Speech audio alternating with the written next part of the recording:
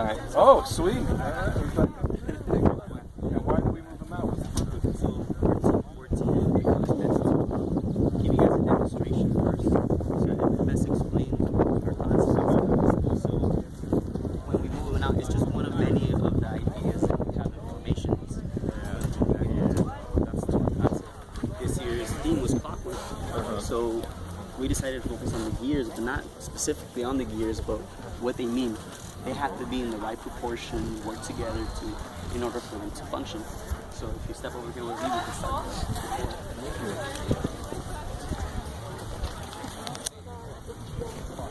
So we took this idea further and decided to work with our internal clock. What makes us tick? Okay. And that's our circadian rhythm. We need the proper amount of light in order to function properly. Too much light, could burn us. Too little light, in some cases, even cause depression. So our concept is derived from that, and I think I you get to experience what I'm talking about. We get to go inside. Yeah. It's nice and cool right in here too. So like we said, we don't want to just forget what Clockwork is, but we actually want to investigate a deeper meaning, what it can be. So we're looking about these perfection or proportion, because in human scale we want proportion. So we in architecture, and actually in a lot of places, we learn about something called the golden section, which is theoretically the perfect proportion in terms of human scale. And these height, the highest point is 6 feet 8, so it's just like the regular doorway height that's in most U.S. homes. So we use that as the highest point, and we continue this into the golden section, and gave us the basic framework to start building and designing this piece. Next we come to precision. As you can see right here, you see these panels. They're interlocking in a precision style. That way it can actually help us locking them together and locking it tight. These are using a waterproof material, so if there's any moisture, majority wise it will keep us out. And last but not least is interaction. What is this structure without people in it? Yeah. So like you guys are doing right now, you guys are inside here, you guys are experiencing the different thing. This piece is not just about interaction with human, with the project, but also the project with nature. Like we said earlier in the circadian rhythm, we learn about how much light and how much darkness we need. So by going through here, you are actually experiencing the same thing, with the interaction with human, and you can definitely see, how you can going under and over. It's like a little playground for the human. I love it. So this started with this framework, which saw over there. We'll continue on and talking about how this whole system worked. So thinking of the systematic aspect of the project, we came up with a 3-point system, which will help us set our project in any terrain possible, either a hill slanting down or upward. And we also incorporated this truss system. That way it helps stabilize with both compression and tension, help us support each of our weight, whether it's one of the smallest guys like Matt right here, or one of the biggest guys like me right here. Like me, baby. Yeah. And we also came up with this adjustable panel system, which is very easy to use. You guys could go ahead and try it out if you want. And that's to block out light as well as elements or something? Or? If there's heat trapped in each of our space, with us opening it, as heat rises, it helps cool our area. Very cool. So now... it's also worth mentioning that this material is actually waterproof.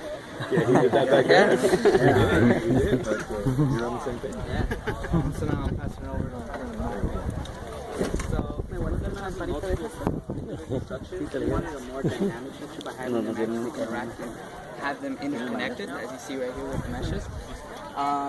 We did this through multiple formations. One of the formations that we use is the one that you saw in the beginning, which was a more centralized organization.